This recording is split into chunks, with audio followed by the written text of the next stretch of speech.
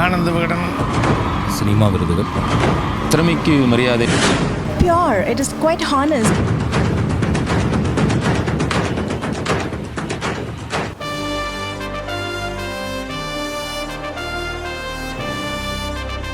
Suez கால்வாய்க்கு கிழக்கே தெற்காசியாவில் ஒரே ஒரு ஸ்டுடியோ, அதுதான் ஜெமி ஸ்டுடியோன்னு 60 வருஷத்துக்கு முன்னாடி பேர் வாங்கின ஸ்டுடியோ.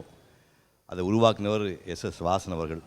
1926 வைத்தியநாத ஐயர்னு ஒருத்தர்கிட்ட இருந்து ஆந்திரவுடன் பத்திரிகையை ஆனந்த விகடன் அந்த 8 எழுத்துக்கு தகுந்த மாதிரி 25 ரூபா கணக்கு போட்டு 200 ரூபாய்க்கு புத்தகத்தை வாங்கி நடத்தினார். அந்த புத்தகத்தினுடைய 90வது ஆண்டு விழா.